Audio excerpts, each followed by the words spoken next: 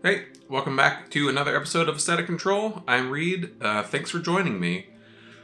As I mentioned in the previous video, I'm not one for camera reviews. That's just not what I'm interested in doing, but I did want to make a review of my 10 years spent working with the Leica M6.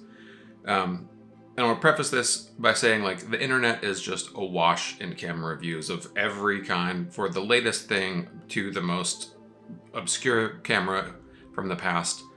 And it creates a big swirl of what's in, what's out, what's popular, what's not, what's expensive, what isn't, and all that fun stuff.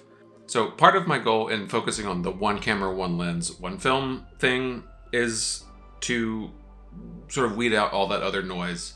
But I did want to do a long-term review and long-term review. I first got a Leica M6 in 2013 from a camera swap meet kind of thing in Boston. When I lived up there, it came with a 35 Voigtlander of some sort. I don't remember what it was. I think I sold it pretty quickly thereafter and got a 28.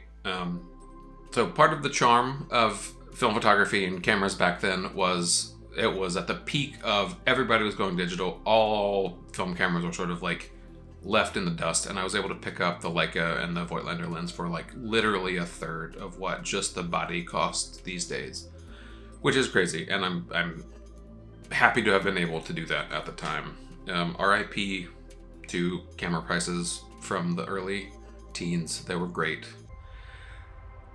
Part of that, the camera market, the prices, the availability of the time, was I was able to cycle through cameras pretty easily. Back then, I was able to shoot, I picked up a Nikon F3, shot it for a long time, sold it for an RB67. Would have a portrait shoot with that, take the money from that, sell the RB, use that to pick up a Contax G2 kit with several lenses and use that for a while. And, the availability of cameras and the cost was just unbelievable. Because of that, I was able to cycle through tons of cameras kind of all the time, and really, looking back on my work, I'm glad I was able to and had a lot of fun. But like I said before in the previous video, it creates a really disjointed body of work. And that's, I'm trying to, I guess I did over time, hone in on what I liked about the Leica M6 once I picked that up.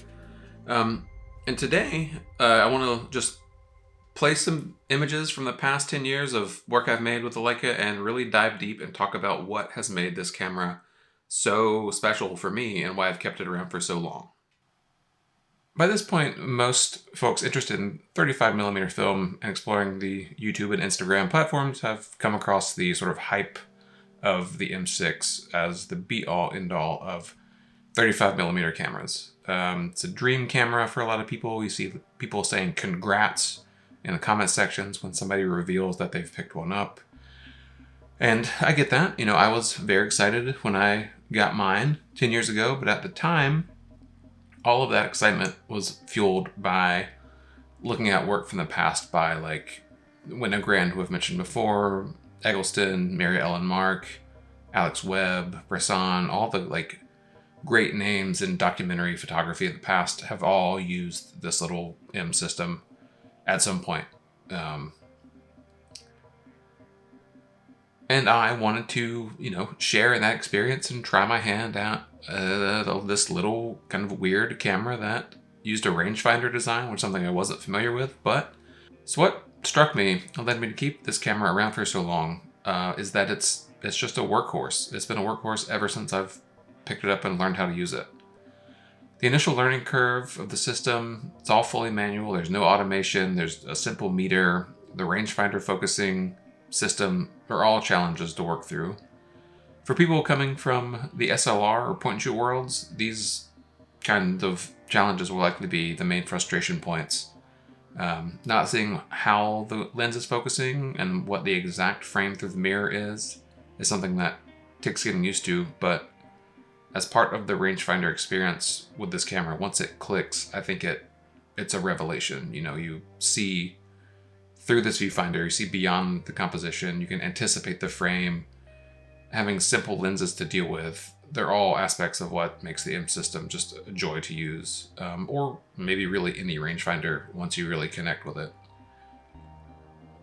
Another aspect of the M6 that I've really come to love is the tactile nature and the feedback you get around the workings of it, the shutter dial. I found over the years that using the shutter dial in an almost instinctual way by making the flash sync 1/50th speed as like a home point, and then knowing that I can, if I hit that little half click mark and make my way up and down the shutter speed by feel alone, I've learned to, quickly hit on the shutter speed I need to in dynamic lighting situations, whether that's shooting at night or where things are really contrasty, or at a show where I'm shooting both flash and not flash at the same time. In that darkness of the club, I know I can find that home sort of click and go up and down from there. And it's great. I can hit that, jump down to 1/8 or 1/4, and then pop back up to a 30th or that 50th when I need to. I can do that without ever even taking my eye away from the viewfinder. I've shot weddings, shot punk bands, shot portraits, tons of personal travel work, magazine commissions. I've been all over the US, both coasts, and all over the UK with this little camera. I've been in hot air balloons, hot air balloon crashes, and the M6 has, taken any hit and it's kept going. It's the kind of tool that rewards learning and constant use, and it's also the kind of camera that inspires you to get out and get into that cycle and be excited to learn and excited to make the next shot and excited to load the next roll of film. And that inspiration to make more is what I find to be the thing that has kept this so consistent in my work. It's exciting to use and it's fun. The tactical feedback is second to none. There are downsides, and I think today it's the price. This camera is expensive. There's no way around it. Whether it's used or whether it's one of the new reissues, it's an expensive camera. But part of that is, unless you totally thrash it, it does hold its value pretty well over time. And same for a lot of the lenses, especially the Leica ones. Although I've never owned a Leica lens, they hold their value like crazy. And the Zeiss and Voigtlanders do too. And those are, so much more affordable than the Leica glass. You can pick up for a few $100, killer lenses. Or you can, spend a few $1,000s and get the kind of lens that you'll keep the rest of your life and that will see you through all sorts of situations. But in terms of sort of the value over time idea, I'm not terribly concerned about that. I wanted a camera that I could use and that would work, and I could put roll after roll through, and it would hold up. And the M6 and Leicas in general, just they hold up. Cameras from back to the 50s up through the 2000s are constantly available in the used market because of their quality construction and their long compatibility history looking backwards. And, speaking of lenses, we are in what I feel like is a truly golden age of in-mount lenses. Leica lenses throughout their history are phenomenal. The Summilux, the Summicrons, all the other weird names are all, fantastic. You'd have to find one that's broken to not get, good image quality out of them. But for everybody else, there's Zeiss and Voigtlander and all of the other sort of smaller manufacturers that are making just killer lenses these days. Voigtlander especially has hit a pretty unbelievable stride in making these budget lenses that perform far outside of their weight class when it comes to price. The lens that I have, the Ultron 28, it's crazy how good it is and how sharp it is, both on digital and film.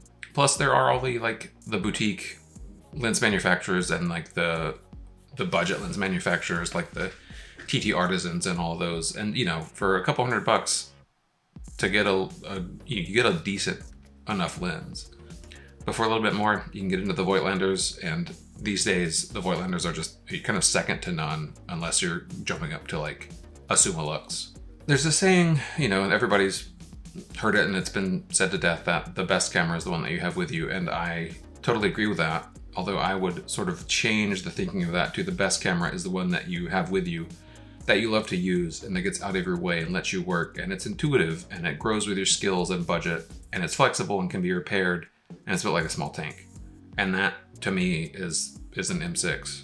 But there are many cameras that would fit that bill for everybody, or for different people, but I found the one that works for me in this little camera. For all the hype and the expense and the polarizing brand perception, the M6 just ticks all the boxes that I need to be the kind of camera that inspires me to pick it up and use it and run with it.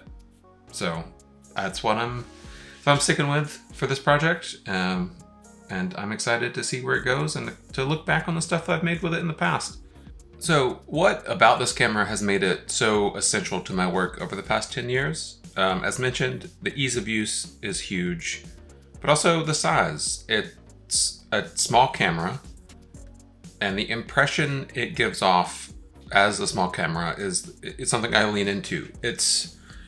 I can get close to subjects. I can move quickly. The little camera is not imposing in a situation where like a big SLR with like a loud shutter would be a little more attention grabbing and could change the vibe of the situation I'm in and impact the images. Part of the joy of using the Leica is I can get very close and the shutter is quiet. It's not obtrusive. It's like thin, short, small camera.